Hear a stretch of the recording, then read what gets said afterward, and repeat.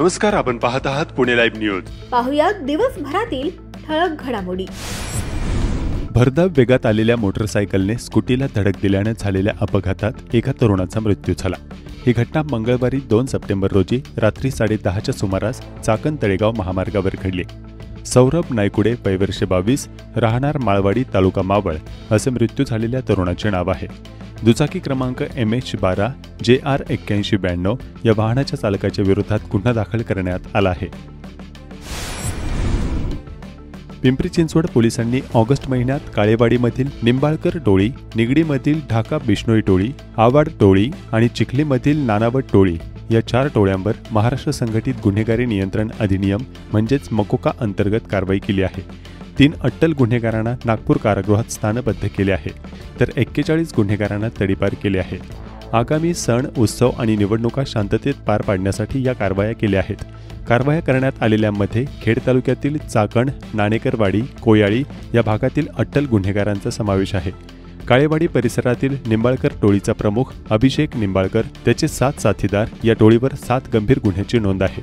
निगडीमधील ढाका बिश्नोई टोळीचा प्रमुख सुरेश ढाका आणि त्याचे साथीदार महिपाल बिश्नोई, सुभाष बिश्नोई या टोळीवर पिंपरी चिंचवड आणि राजस्थान, हरियाणा राज्यातील भेनल, सांचोरी, झापी, धानोरा, धोरीमन्ना, चित्तोडगड अशा विविध ठाण्यांमध्ये 9 गुन्हे दाखल आहेत। तसेच निगडीमधील टोळी प्रमुख अविनाश आवाड, त्याचे 10 साथीदार यांच्या विरोधात 11 गंभीर गुन्हे दाखल आहेत। चिखलीमधील नानावत टोळीचा प्रमुख अरमान नानावत, त्याचा साथीदार सोनू कुर्दावत यांच्या विरोधात 13 गुन्हे दाखल आहेत। या टोळ्या स्वतःचे वर्चस्व निर्माण करण्यासाठी शहरात दहशत निर्माण करण्याचा प्रयत्न करत होत्या। या गुन्हेगारांवर खुनाचा प्रयत्न करणे, दरोडा, गंभीर दुखापत, जबरी चोरी, खंडणी मागणे, अंमली पदार्थांची साठवणूक, विक्री करणे, मृत्यू घडवून आणण्याची पूर्वतयारी करून चोरी करणे, अंमली पदार्थाची तस्करी करणे, बेकायदेशीर अग्निशस्त्रे व हत्यार जवळ बाळगणे असे गुन्हे दाखल आहेत। त्यामुळे या टोळ्यांवर मकोका अंतर्गत कारवाई करण्यात आली आहे। मागील 8 महिन्यात शहरातील 28 गुन्हेगारी टोळ्यांमधील 139 आरोपींना मकोका लावण्यात आला आहे। 3 जण नागपूर कारागृहात स्थानबद्ध केले आहेत। रावेत आणि देहू रोड परिसरातील अट्टल गुन्हेगार मोनेश उर्फ मोहनीश देवेंद्र नाटेकर, वय वर्ष 26, राहणार रावेत याच्यावर खुनाचा प्रयत्न, खंडणी, बेकायदेशीररित्या घातक हत्यार जवळ बाळगणे, गावठी हातभट्टीची दारू विक्री असे 11 गंभीर गुन्हे दाखल आहेत। दिघी आळंदी परिसरातील अट्टल गुन्हेगार संतोष उर्फ पिंट्या लहू काळे, वय वर्ष 28, राहणार कोयाळी, तालुका खेड याच्या विरोधामध्ये खुनाचा प्रयत्न, अपहरण करून खून, दुखापत, खंडणी, बेकायदेशीर शस्त्र बाळगणे असे 10 गंभीर गुन्हे दाखल आहेत। तळेगाव दाभाडे आणि चाकण परिसरातील अट्टल गुन्हेगार संकेत उर्फ मॉन्टी जगदीश नाणेकर, वय वर्ष 27, राहणार नाणेकरवाडी, तालुका खेड याच्या विरोधात खुनाचा प्रयत्न, दुखापत, खंडणी मागणे, बेकायदेशीर शस्त्र बाळगणे असे 4 गंभीर गुन्हे दाखल आहेत। या 3ही गुन्हेगारांना नागपूर कारागृहात 1 वर्षासाठी स्थानबद्ध करण्यात आले आहे। मागील 8 महिन्यात पिंपरी चिंचवडचे पोलीस आयुक्त विनय कुमार चौबे यांनी गुन्हेगारांना स्थानबद्ध करण्याच्या 18 कारवाया केल्या आहेत। ऑगस्ट महिन्यात 41 गुन्हेगार तडीपार करण्यात आले आहेत। पिंपरी चिंचवड पोलिसांनी ऑगस्ट महिन्यात 41 गुन्हेगारांना तडीपार केले आहे, तर चालू वर्षात 241 गुन्हेगारांवर तडीपारीची कारवाई करण्यात आली आहे। परिमंडळ 1 मधून 10 गुन्हेगारांना तडीपार करण्यात आले। यामध्ये रसिका गोविंद जगताप, वय वर्ष 27, राहणार चिखले, रेखा पोपटा सिंग तामचिकर, वय वर्ष 29, राहणार पिंपरी या 2 महिलांचा समावेश आहे। चिंचवड आणि दापोडीमधील प्रत्येकी 3, पिंपरीमधील 2 तर सांगवी आणि भोसरीमधील प्रत्येकी 1 गुन्हेगाराचा यामध्ये समावेश आहे। परिमंडळ 1 मधून मागील 8 महिन्यात 46 गुन्हेगारांना तडीपार केले आहे। परिमंडळ 2 मधून ऑगस्ट महिन्यात 10 गुन्हेगारांना तडीपार करण्यात आले। हिंजवडी आणि देहू रोड पोलीस ठाण्यातील प्रत्येकी 3 तर शिरगाव, वाकड, काळेवाडी, तळेगाव दाभाडे पोलीस ठाण्यातील प्रत्येक 1 गुन्हेगाराचा समावेश आहे। परिमंडळ 2 मधून मागील 8 महिन्यात 42 गुन्हेगारांना तडीपार केले आहे। परिमंडळ 3 मधून ऑगस्ट महिन्यात 21 गुन्हेगारांना तडीपार करण्यात आले। त्यात गौरी रामदास नट, वय वर्ष 36, राहणार चाकण आणि मुक्ता उर्फ संगीता मारुती धोत्रे, वय वर्ष 36, राहणार चाकण या 2 महिलांचा समावेश आहे। परिमंडळ 3 मधून मागील 151 गुन्हेगारांना तडीपार करण्यात आले आहे। मोबाईल परत घेतल्याच्या रागातून दोघांनी मिळून दोघांना बेदम मारहाण केली। ही घटना रात्री खेड तालुक्यातील निघोजे येथे घडली। या प्रकरणी शंकर मारुती दारसेवाड, वय वर्ष 34, राहणार निघोजे यांनी महाळुंगे MIDC पोलीस ठाण्यात फिर्याद दिली आहे।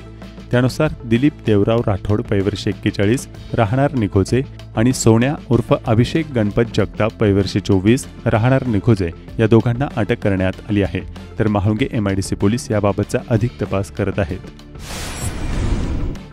चाकण नगर परिषद हद्दीत पुणे नाशिक महामार्ग उन्नत मार्गावर चढण्यासाठी व उतरण्यासाठी रॅम्प मोजणी कामकाज जिल्हाधिकारी भूसंपादन अधिकारी क्रमांक 6 नॅशनल हायवे PMRDA यांच्याकडून पोलीस बंदोबस्तात गुरुवारी 4 सप्टेंबर 2025 रोजी पूर्ण करण्यात आले।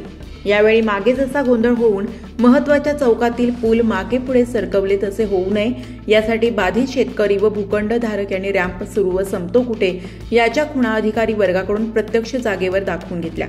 सदर रॅम्प हे 22.50 मीटर रुंदीच्या आत असणार असून रॅम्पच्या कडेचे पिलर खांब हे थोडे बाहेर येऊ शकतात, परंतु कुठल्याही परिस्थितीत 30 मीटर रुंदीच्या बाहेर येणार नाहीत। मात्र दोन्ही बाजूने 30 मीटर असे एकूण 60 मीटर रुंदीत कुठल्याही प्रकारच्या बांधकामांना ठेवले जाणार नाही।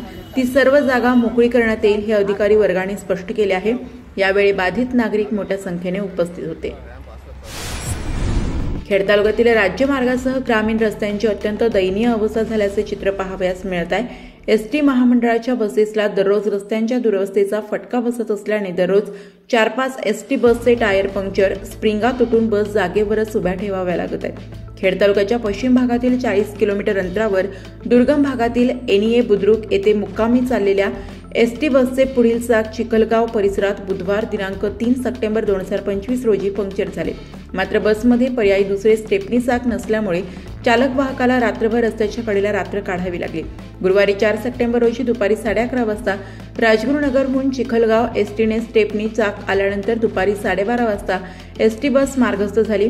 खेड तालुक्याच्या दुर्गम भागात एसटी महामंडळाचा कारभार रामभरोसे चालत असल्याचे चित्र पाहावयास मिळत आहे। खेड तालुक्यातील धामणे फाटा पाईट ते कोये दरम्यानच्या रस्त्यांची अत्यंत दुरवस्था झाली आहे। PMRDA प्रशासनाने तातडीने याकडे लक्ष देण्याची मागणी स्थानिक नागरिकांकडून होत आहे।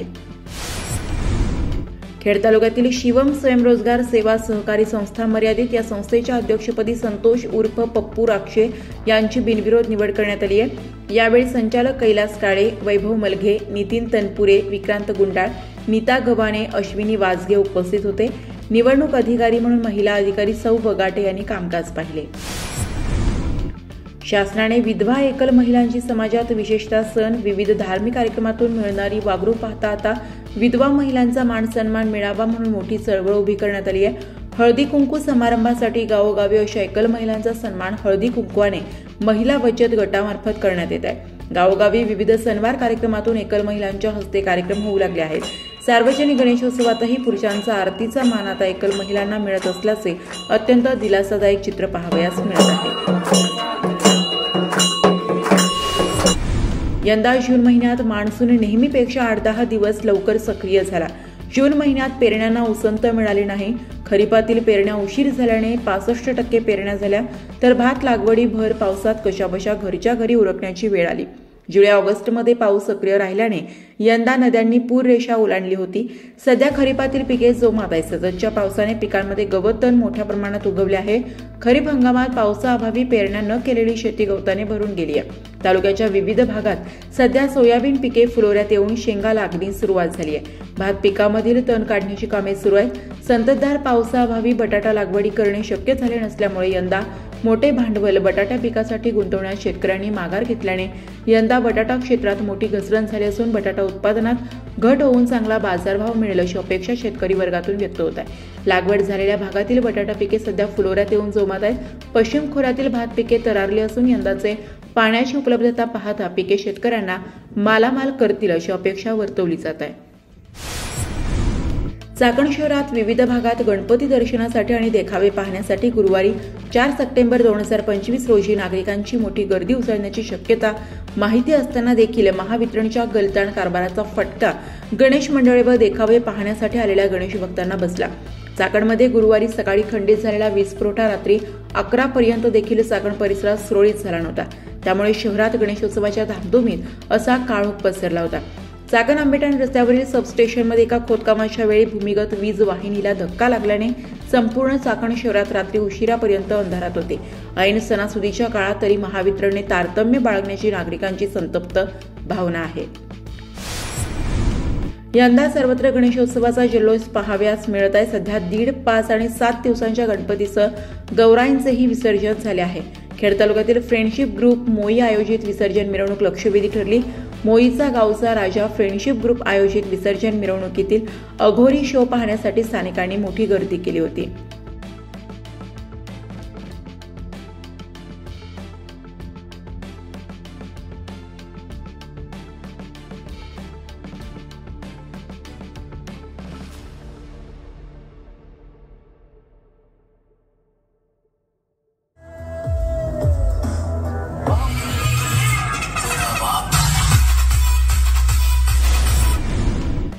गणेशोत्सवानिमित्त खेडोपाड्यात उत्साहाचे वातावरण आहे। अशातच जिल्हा परिषद, पंचायत समित्या, नगरपालिका निवडणुकांचे बिगुल वाजले आहे। लोकसभा, विधानसभा निवडणुकी इतकीच चुरस या निवडणुकात पाहावयास मिळणार आहे। मतदारांच्या मतपरिवर्तनासाठी स्थानिक नेते मंडळींचे प्रयत्न सुरू झाले असून ठिकठिकाणी इच्छुकांनी या गणेशोत्सवाच्या माध्यमातून संपर्क वाढवण्यास सुरुवात केली आहे। येत्या काही दिवसात स्थानिक स्वराज्य संस्थांच्या निवडणुकांचा धुळा उडणार आहे। या पार्श्वभूमीवर सर्व राजकीय पक्षांनी तयारी सुरू केली आहे। सध्याच्या सणोत्सवानंतर लगेचच निवडणुकांचे बिगुल वाजणार आहे, त्यामुळे मतदारांशी संपर्क ठेवण्याची ही नामी संधी राजकीय नेते मंडळींकडे आली आहे। सार्वजनिक गणपती उत्सवाची मंडळी आणि घरोघरी गणपती येत असल्याने इच्छुक मंडळी प्रत्येक घरात भेटी देण्याचा प्रयत्न करत आहेत। खेड तालुक्यातील जिल्हा परिषद सदस्य संख्या वाढून 8 झाली असून पंचायत समिती सदस्य संख्या 16 झाली आहे। जिल्हा प्रशासनाने जिल्हा परिषद गट व पंचायत समिती गण रचना सूचना हरकती घेऊन कायम केल्याने इच्छुकांनी ऐन गणेशोत्सवात गटातील व गणातील विविध गावातील गणेश मंडळांच्या आरत्या गणेश मंडळांना वर्गणी देण्याचा सपाटा लावला। जिल्हा परिषदेतील गणातील प्रबळ इच्छुक दावेदार उमेदवार आता कुठल्याही स्थितीत थांबायचे नाही या जिद्दीने मैदानात उतरले आहेत। चाकण, राजगुरुनगर आणि आळंदी पालिकातील इच्छुकांनी देखील अशीच आग्रही भूमिका घेतली आहे।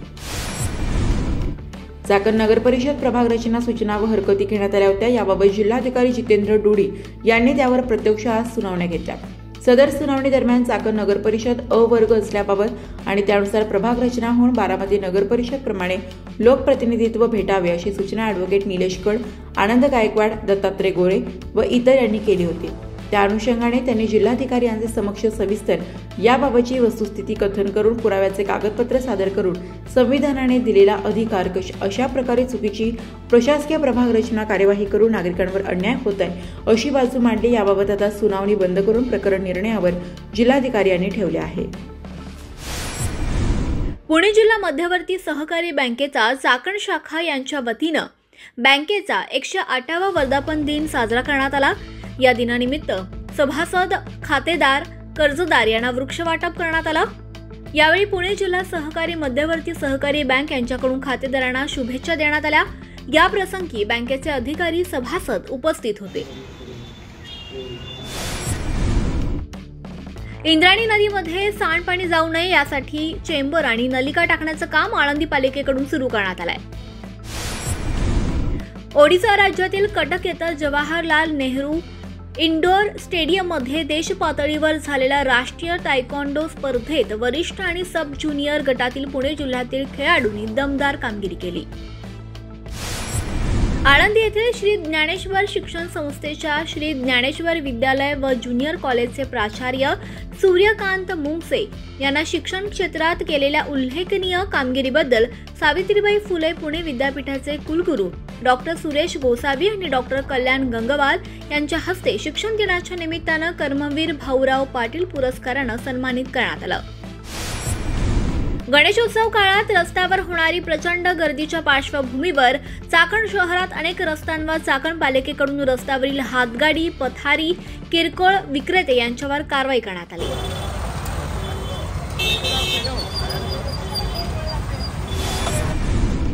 लालबागच्या राजाच्या दर्शनासाठी मुंबईमध्ये राज्यभरातून हजारो भक्त दरवर्षी येतात आणि गर्दी करतात। गणेशोत्सवाच्या काळात विशेषतः गणेश चतुर्थीच्या आधीपासूनच भक्त लालबागच्या राजाच्या दर्शनासाठी मुंबईत दाखल होतात। यंदा देखील अशीच प्रचंड गर्दी होतीये। पुणे लाईव्हचे प्रतिनिधी रत्नेश शेवकरी यांनी मुंबईत लालबागच्या राजाचे व्हिडिओ कॅमेरा टिपलेत। दरम्यान लालबागचा राजा 2025 चे ऑनलाईन दर्शनाचे थेट प्रसारण भाविकांसाठी मंडळाच्या अधिकृत YouTube, Facebook, Instagram, वेबसाईट आणि मोबाईल ॲप या समाज माध्यमांवर पाहण्याची देखील व्यवस्था करण्यात आली आहे।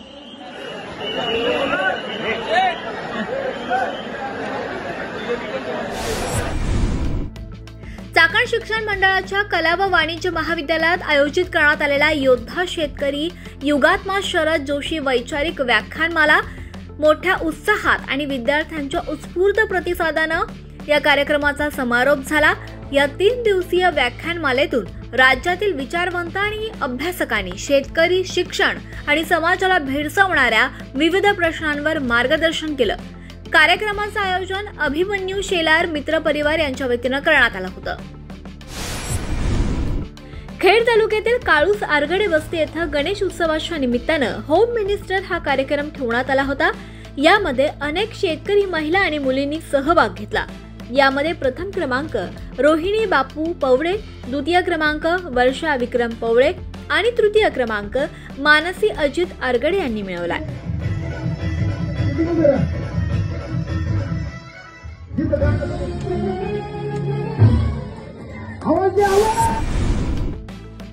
खेड तालुक्यात सार्वजनिक गणेशोत्सव मंडळांनी अनेक विधायक उपकर यंदा राबवलेत। चाकण आणि राजगुरुनगरमध्ये रक्तदान शिबिर आयोजित करण्यात आलंय। राजगुरुनगरमध्ये मोर्या प्रतिष्ठान यांनी रक्तदान शिबिराचं आयोजन केलं होतं। दरम्यान खेड तालुक्यात अनेक गणेश भक्तांनी घरगुती बाप्पांच्या समोर देखील अत्यंत आकर्षक आरास केली आहे। यातील काही घरगुती देखाव्यांवर अगदी थोडक्यात नजर टाकूयात।